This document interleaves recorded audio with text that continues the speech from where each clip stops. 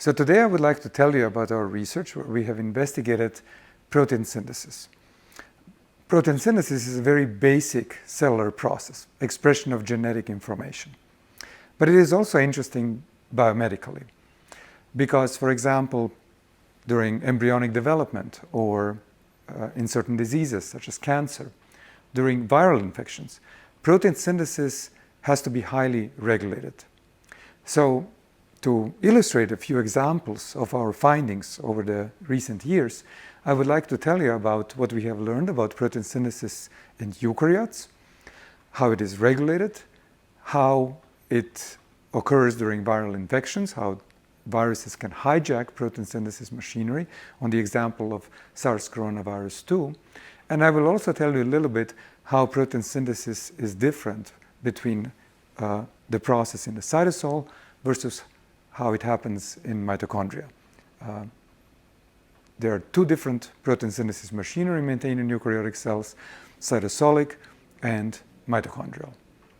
So with this, let me tell you a few words about the protein synthesis process to remind you.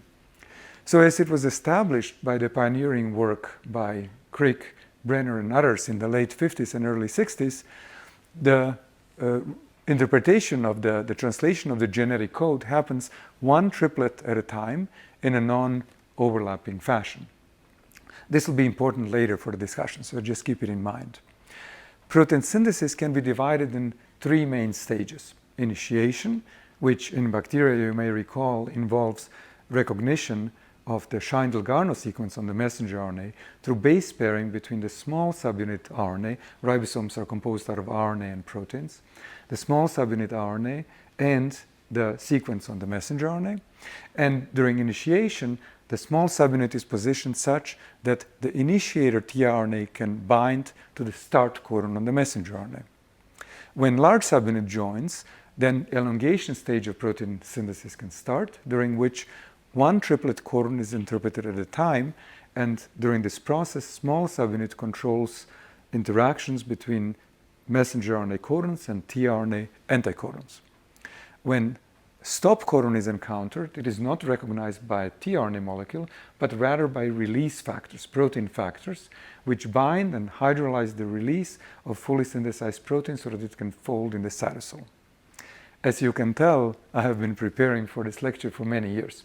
This is actually a schematic that I prepared in high school, but it is still useful to depict certain key characteristics of the ribosome.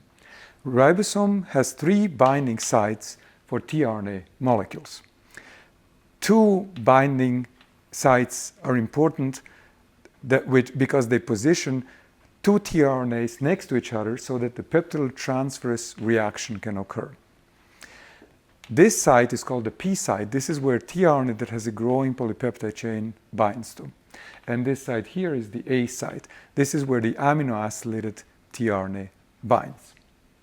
At that time, in the mid-80s, it was also clear how the ribosome looks like from the pioneering electron microscopy work by James Lake, who worked at that time at UCLA.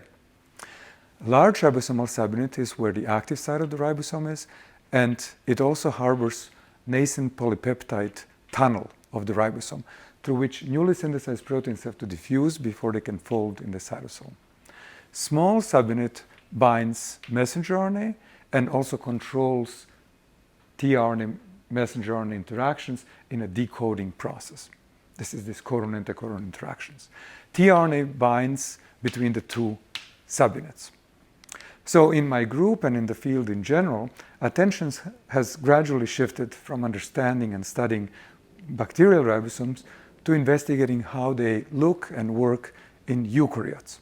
And my group has contributed importantly to solving the first eukaryotic ribosomal structures, which allowed future structure-based experiments.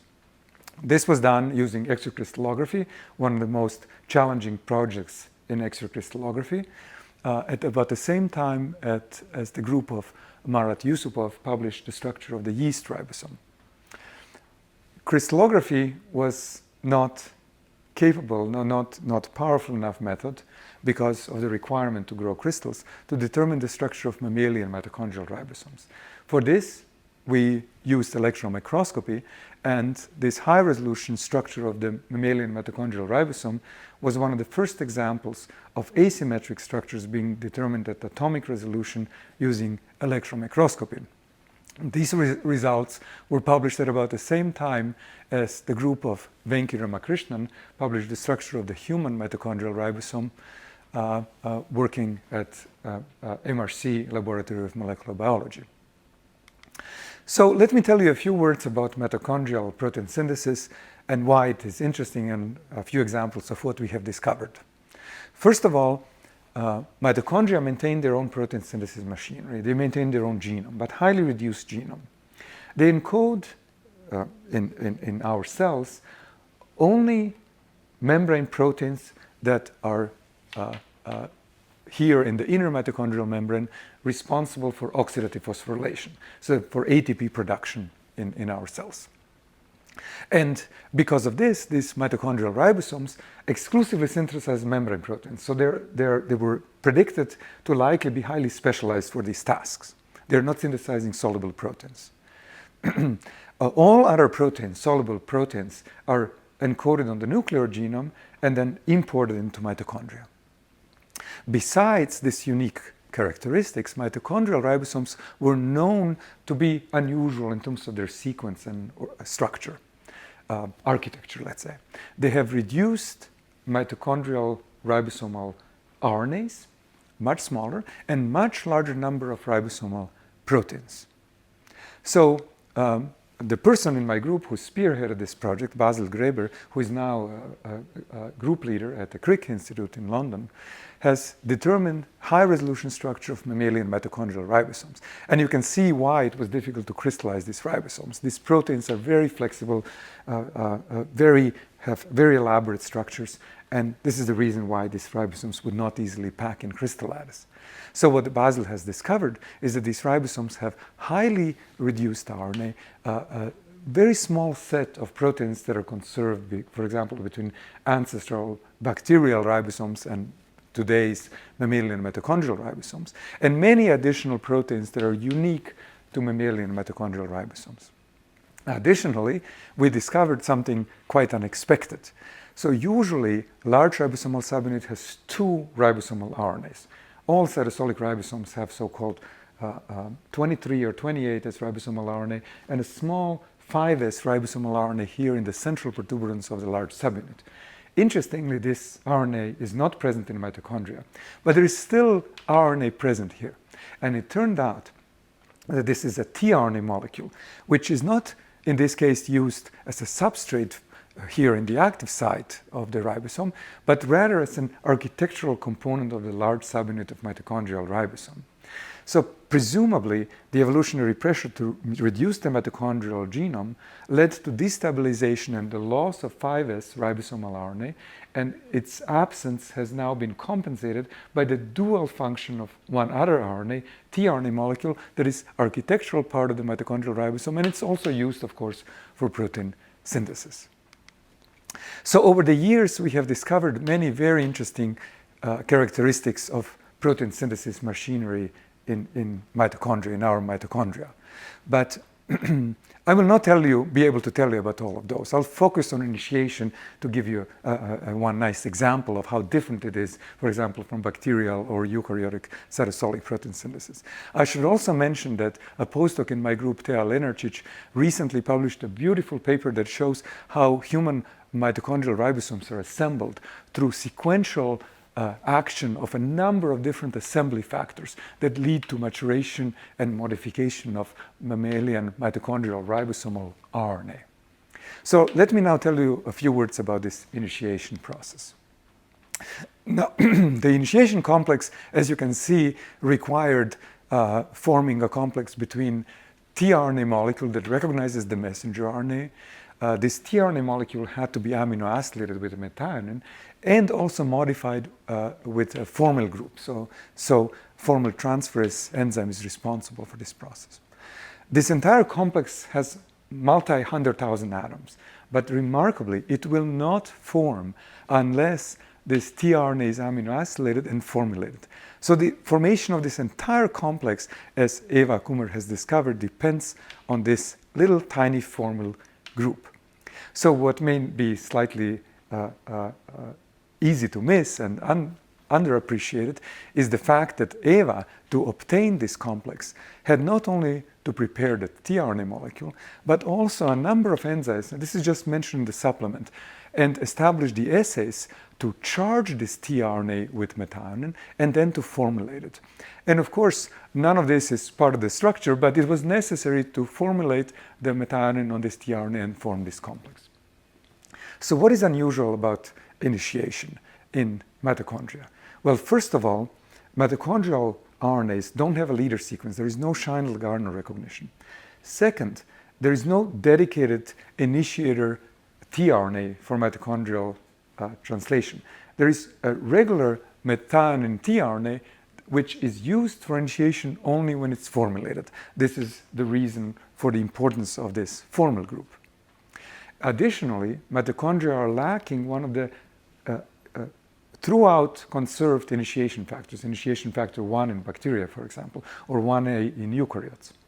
And initiation factor 2 that you can see here compensates for the missing initiation factor 1. How? It turns out that it has a special domain which here stabilizes the messenger RNA interactions in the messenger RNA channel on the small subunit, and this is usually the role of initiation factor 1. So when Eva solved this structure, she could then figure out the chemical basis of how this initiation factor recognizes the formal group on the methionine of this tRNA. It turns out that histidine 678 played a critical role in this recognition. And then she could biochemically test with this gel filtration experiment. She could see that the interaction between the initiation factor and the wild-type initiation factor and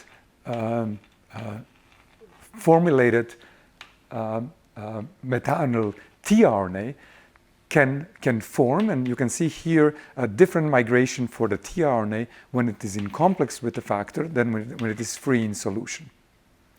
So remarkably, when she changed identity of just a single amino acid, this histidine, it's a single histidine to alanine mutation, then the same factor cannot interact with tRNA anymore. And so this tRNA migration in the gel filtration is not shifted anymore to the position where it occurs when it's interacting with the factor.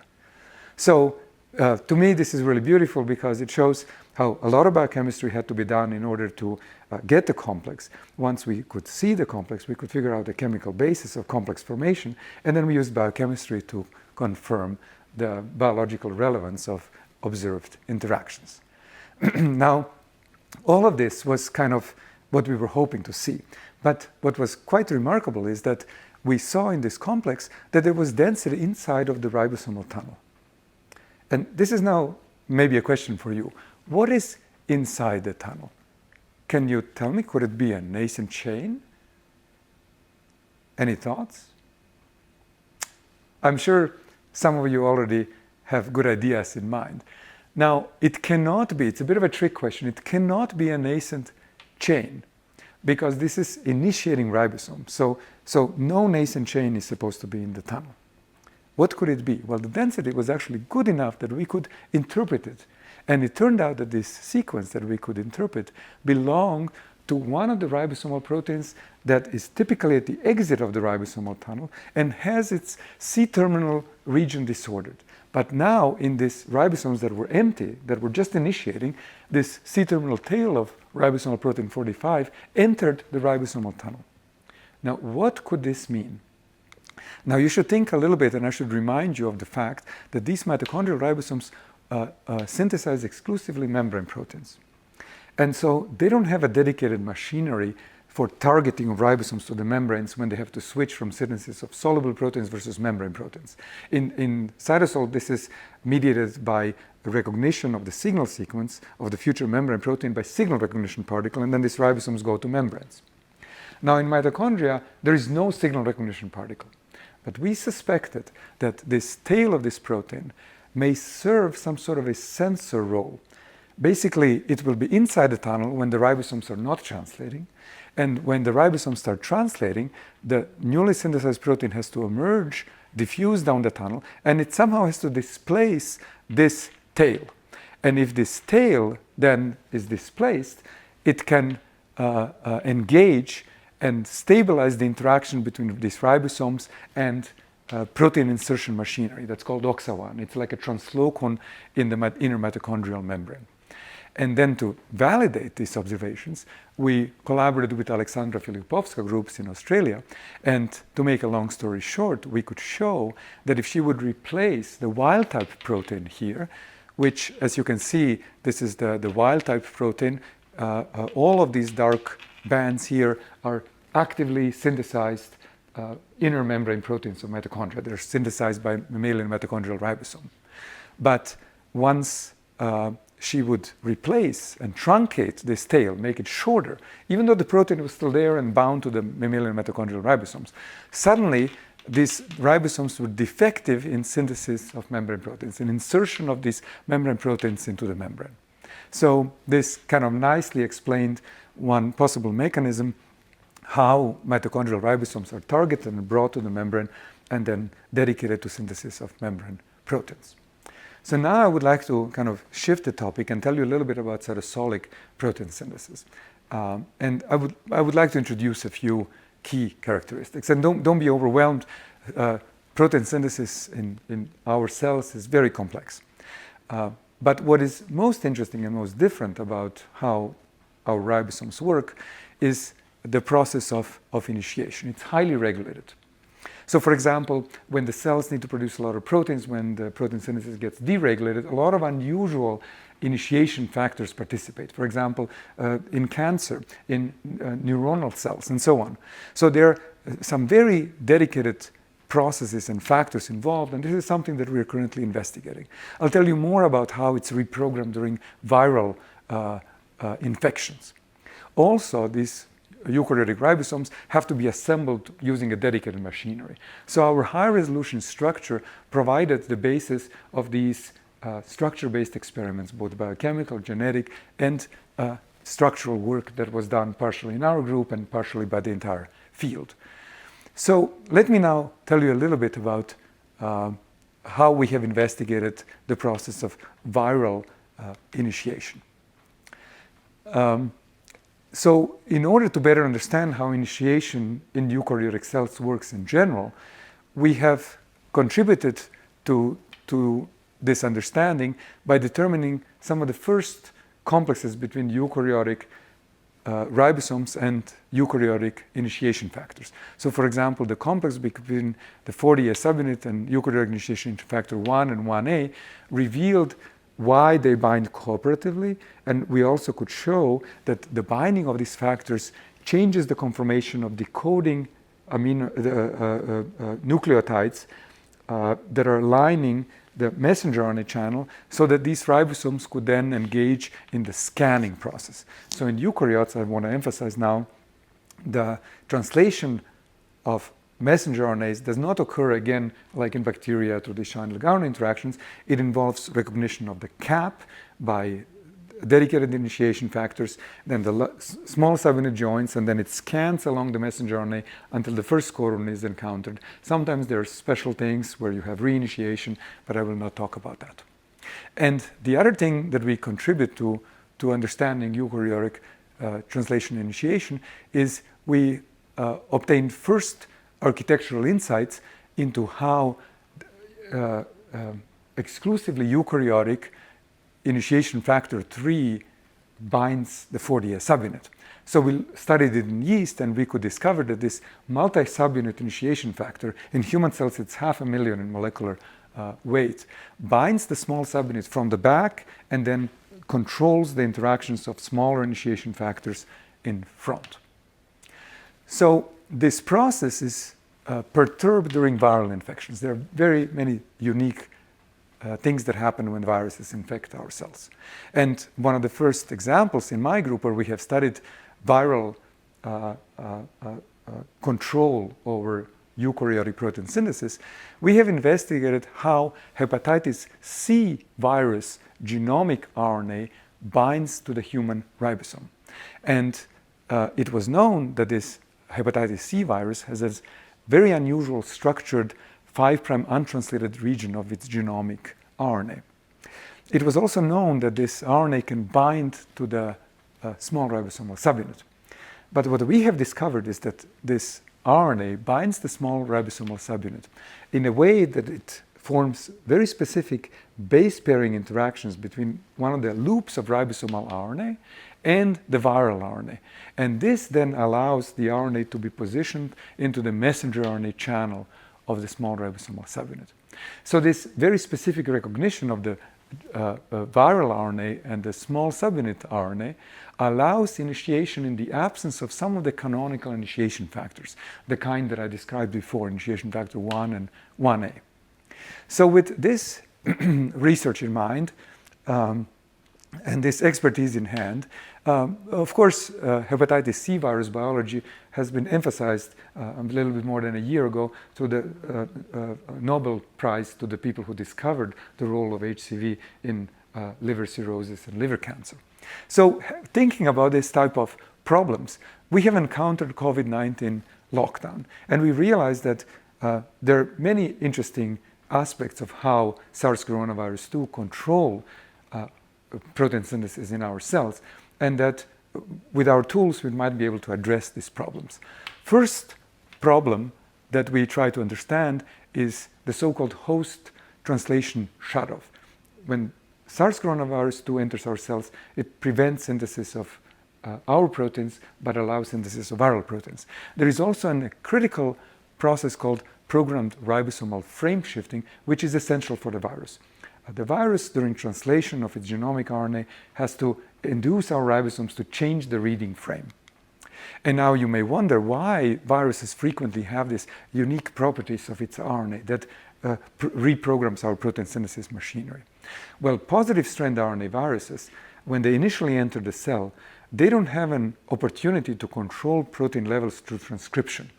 So if they need to produce different relative amounts of different proteins, they have to rely on translational control mechanisms.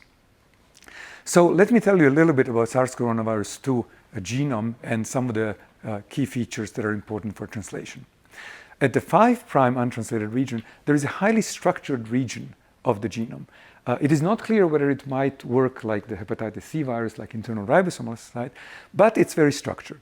First protein that is synthesized when SARS coronavirus 2 enters our cells is NSP1 protein. This protein is responsible for this inhibition of protein synthesis to prevent innate immune response that is stimulated by interferon signaling. Okay? So these are defense mechanisms that are shut off when the virus infects our cells. And additionally, there is this programmed ribosomal frame shifting. It means that the ribosomes, as they're translating, will terminate here unless a frame shifting event occurs, and only then open reading frame 1b will be translated, which then allows synthesis of viral RNA-dependent RNA polymerase, the viral replicase of SARS coronavirus 2. So let me first tell you a few words about NSP1 protein. So the superstar of this project is Katharina Schubert, a star PhD student in my group. So she produced NSP1 protein and then decided to see where it binds. And she didn't want to assume anything about what kind of complexes with protein synthesis machinery it might make. So she made the protein, she lysed human cells, and then she mixed the two. And then she only very crudely purified in a sucrose gradient large assemblies from the cell. And she used electron microscopy to see the structures of the purified complexes. So she could discover that NSP1 protein binds to this initiation complex, 43 pre-initiation complex before scanning. So this is the one that doesn't have messenger RNA bound yet, but it has initiation factor 3 and so forth. She also discovered that this protein binds to the ADS ribosomes, but not translating. They didn't have tRNAs, they didn't have messenger RNA. And when she looked closely where the binding site of NSP1 protein is, it turned out that in the high resolution structure of the 4DS complex, small subunit complex with this protein, it turned out that the C-terminal tail of this protein bound to the messenger RNA channel. And this binding was only showing ordered part of the protein belonging to the C-terminal domain. The N-terminal domain that was previously solved by NMR for SARS coronavirus 1 could not be seen, so it seems to be disordered. So this binding of the C-terminal tail of this protein, which is typically disordered but becomes ordered into 2 helices when it binds 4-DS subunit, suggested that it may play a role in inhibition of protein synthesis by competing with messenger RNA. But to confirm that this is the case, we carried out in vitro translation experiments with the Müllemann group at University of Bern. So we could show that compared to the reporter gene expression levels, when we add NSP1 protein in micromolar concentrations, protein synthesis is highly inhibited. If we mutate any of these key amino acids responsible for interactions with 4-DS subunit, the NSP1 protein, mutated NSP1 protein, cannot inhibit protein synthesis. Interestingly, Katarina also replaced the N-terminal domain with thyrodoxine, a protein that has no affinity for the ribosomes, and just this C-terminal tail is also able to inhibit protein synthesis, which suggested that this is a very important, necessary, and sufficient domain for inhibition of protein synthesis by NSP1 protein. But now the question arose, if this protein binds to the messenger RNA channel, why doesn't it inhibit translation of viral RNAs? Well, then we suspected that maybe these viral RNAs have some special properties. So to compare the translation levels of reported genes that had on the 5' untranslated region either the viral RNA in red or the standard unstructured 5' untranslated region, we could see that the viral RNAs, viral 5' untranslated region alone is very efficient at leading to translation of this reporter gene, much more than unstructured RNA. So obviously, SARS coronavirus 2 has 2 key properties. The viral 5' untranslated region, in combination with NSP1 protein, allows the viral RNA to be translated and the host protein synthesis to be shut off. So to summarize, we could show that NSP1 protein binds to the 4-DS subunit, inhibits protein synthesis. Gradually, this allows increased production of viral RNA because viral replicase is produced. This viral RNA leads to more efficient protein synthesis and gradually takes over translation. Now, the open question in the field is whether the viral RNA can bind the ribosomes and displace NSP1, or it can bind the ribosomes in spite of NSP1 being bound. This is part of the question that we still do not understand. And now, the remaining time, I would like to tell you about what we have learned about this key step in viral protein synthesis, so-called programmed ribosomal frame shifting.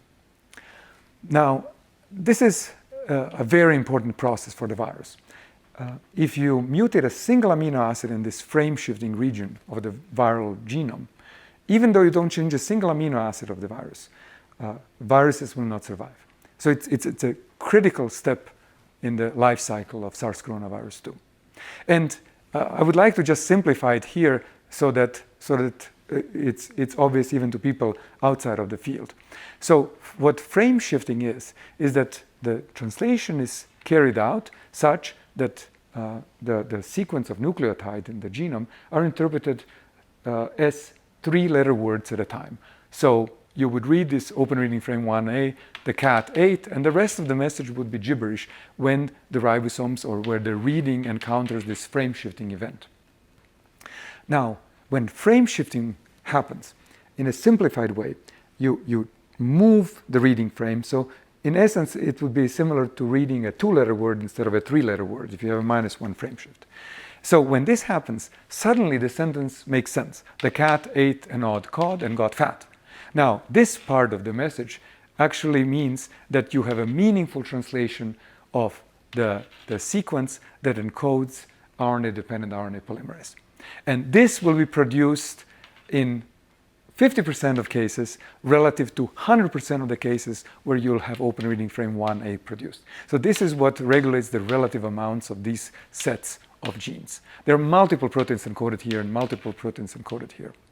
Now, when does frame shifting happen? It has to happen at a particular slippery site of the sequence of the viral RNA. It also can only happen when this slippery site is followed by a structured region of viral RNA called frame shift stimulatory pseudoknot. It's a 3-stem pseudoknot structure of the viral RNA. So how to capture ribosomes in the process of frame shifting? This is not trivial because ribosomes don't like to frame shift. This is the worst kind of error they can make. So usually in our cells, we don't have any cases where -1 frame shifting occurs in none of our genes. So it's special for the virus. It could also be a drug target, as I'll mention later.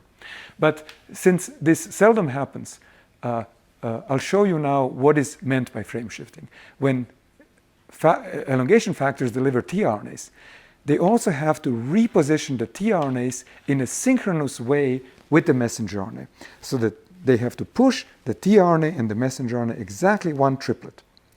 If for any reason the messenger RNA slips and the tRNAs are moved more, that's called frame shifting. So how to capture these ribosomes in this energetically unstable, unfavorable situation?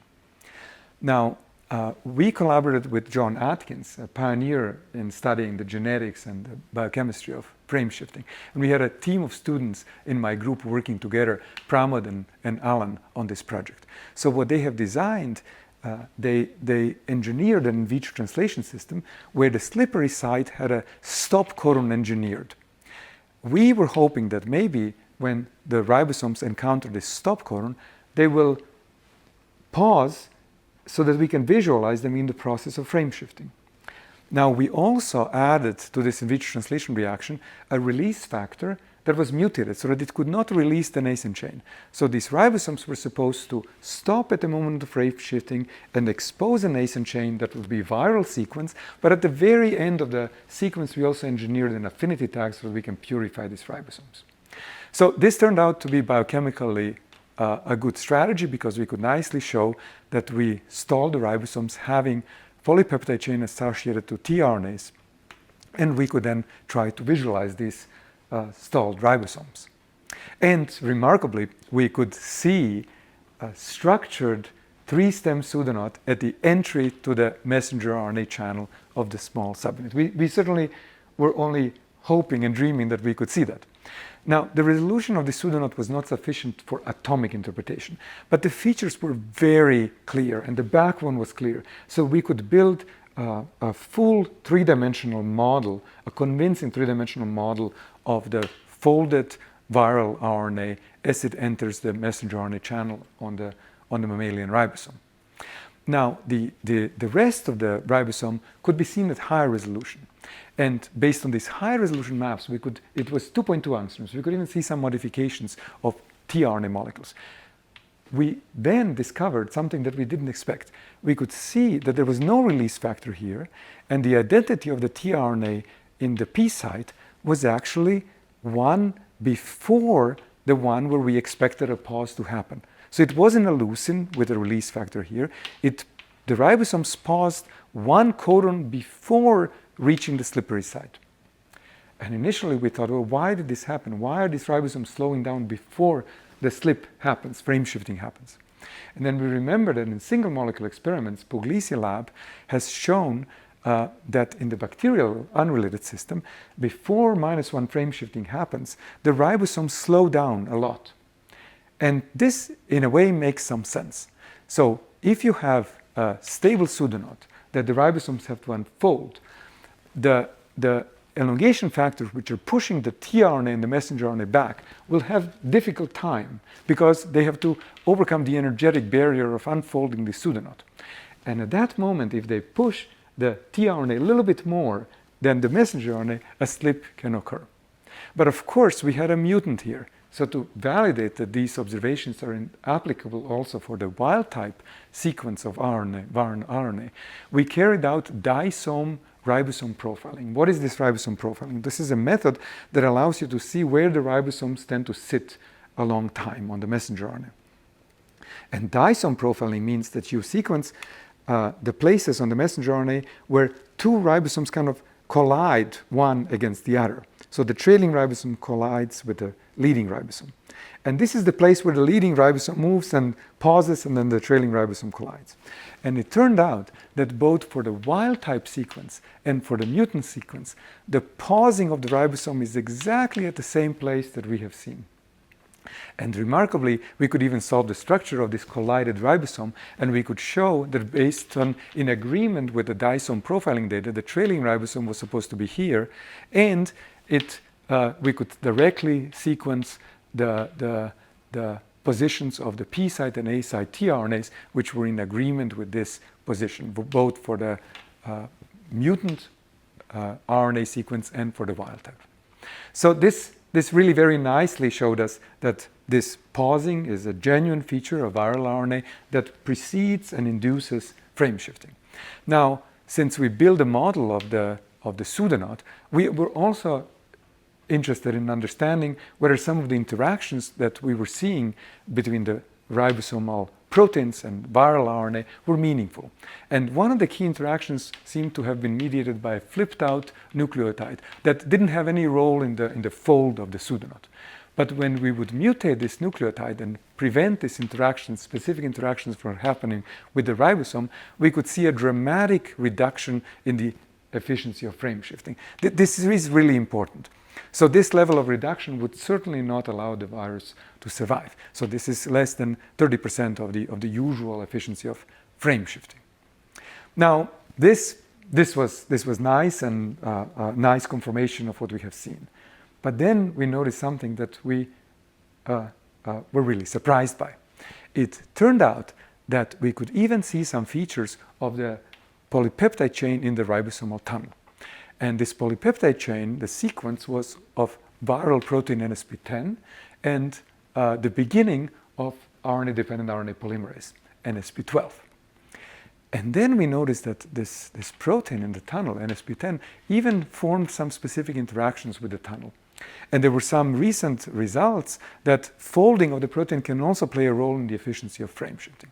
So to better understand these interactions, we looked at the polypeptide chain in the tunnel in a little bit more detail, and it turned out that we could trace the polypeptide chain such that 3 of the cysteines of NSP10 protein that coordinate zinc, this is a zinc finger domain, are in position to coordinate zinc.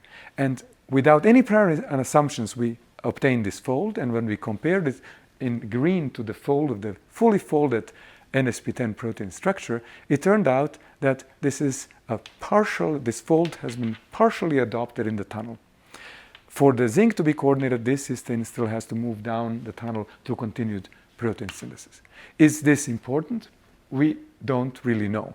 Is zinc concentration important for folding or frame shifting? We do not know. Interesting possibilities.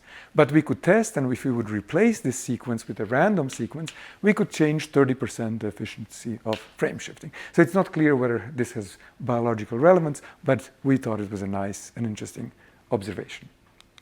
And then finally, since I told you, okay, we have here 30% difference in the efficiency of frame shifting, is this important for the virus? Well, it is.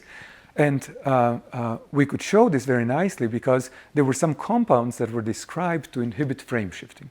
And then we said, well, let's take some of these compounds that are known to inhibit frame shifting by a certain degree, maybe 30% or more, and to test whether these compounds can inhibit viral replication. So we collaborated with Volker Thiel's group, where he could nicely show that in infected cells, the viral titers are going down 2, 3, 4 orders of magnitude when we would add micromolar amounts of compounds which are known to inhibit frame shifting, such as merafloxacin.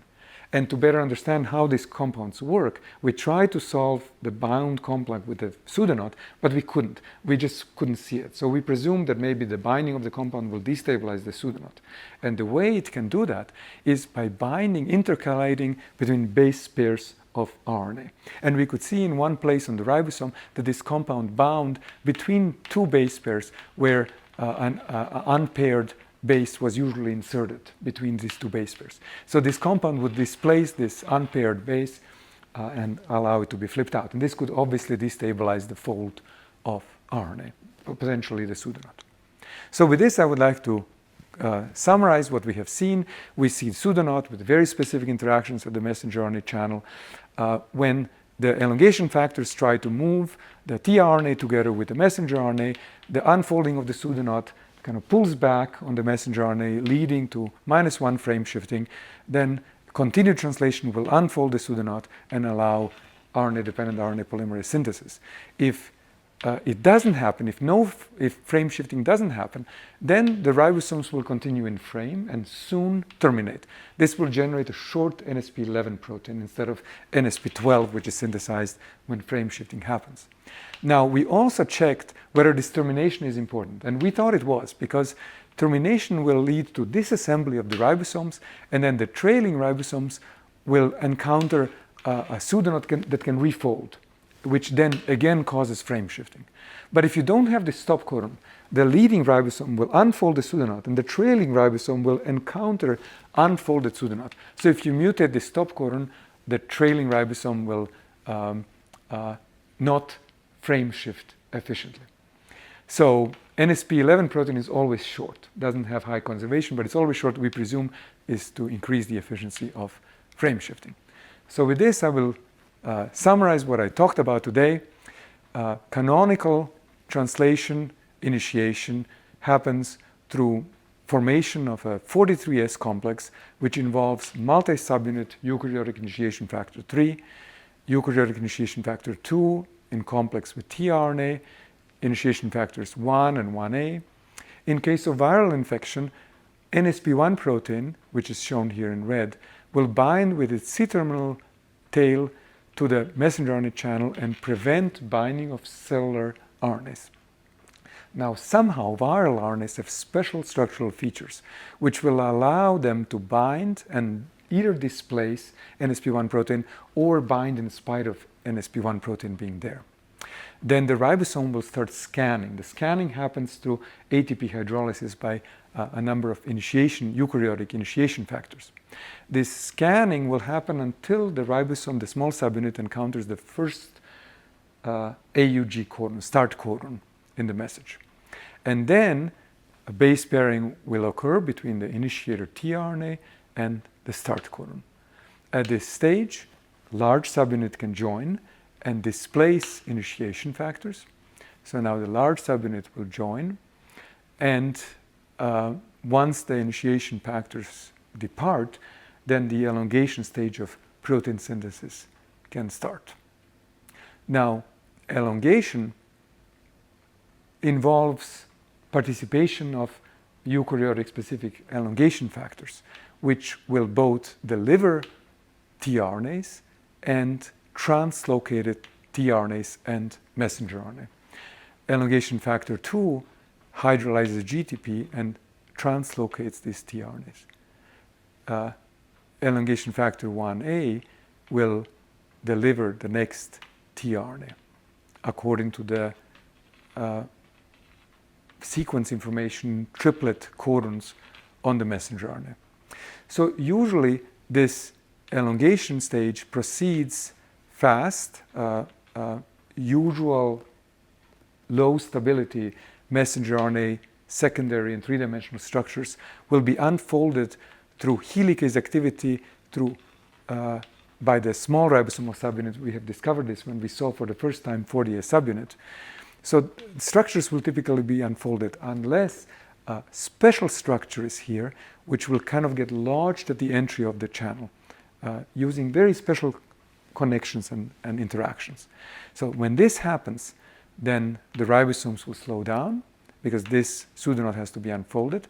At the same time, newly synthesized protein is folding in the ribosomal tunnel and might play a role in the efficiency of frame shifting.